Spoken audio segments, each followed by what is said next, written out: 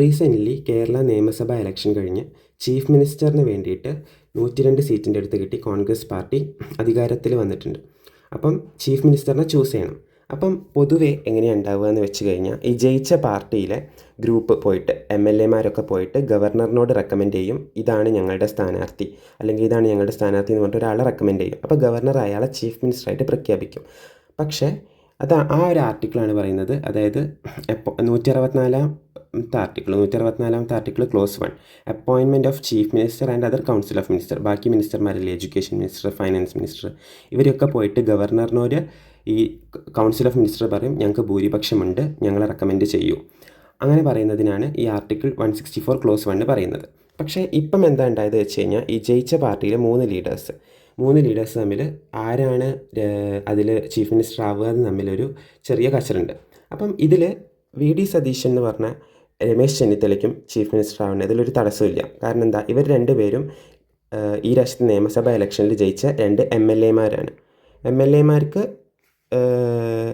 Chief minister ആവുന്നതിന് ഒരു പ്രശ്നമില്ല. പക്ഷേ KC വേണുഗോപാൽ ഒരു MP ആണ്. MPക്ക് ചീഫ് മിനിസ്റ്റർ ആവണതിൽ എന്താ പ്രശ്നം? MP എന്ന് പറഞ്ഞാൽ മെമ്പർ ഓഫ് പാർലമെൻ്റ് ആണ്, ഇത് മെമ്പർ ഓഫ് ലെജിസ്ലേറ്റീവ് അസംബ്ലിയാണ്.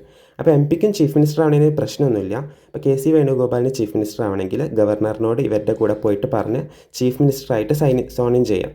സത്യപ്രതിജ്ഞ ചെയ്ത് കഴിഞ്ഞ് 6 മാസം, ഈ 6 മാസത്തിനുള്ളിൽ സത്യപ്രതിജ്ഞ ചെയ്യുമ്പം ഇയാളുടെ MP സ്ഥാനം രാജിവെക്കണം.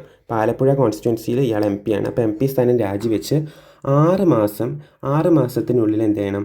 മിനിമം 6 മാസത്തിൻ്റെ ഉള്ളിൽ ഒരു വേറെ ഏതെങ്കിലും, കേരളത്തിൽ കുറേ ലെജിസ്ലേറ്റീവ് അസംബ്ലി ഉണ്ടല്ലോ, വേറെ ഏതെങ്കിലും ഒരു MLAനെ പിടിച്ച് രാജിവെപ്പിക്കണം.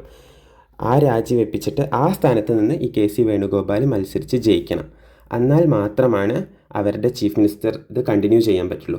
ഈ 6 മാസത്തിൻ്റെ ഉള്ളിൽ ഇവരുടെ ഇത് പോവുകയാണെങ്കിൽ, അതായത് ഈ 6 മാസം ഇവർക്ക് മത്സരിച്ച് ജയിക്കാൻ പറ്റിയില്ലെങ്കിൽ ഇവരുടെ അത് പോകും. പിന്നെ അടുത്ത വേറൊരു ലീഡറിനെ സെലക്ട് ചെയ്യേണ്ടി വരും.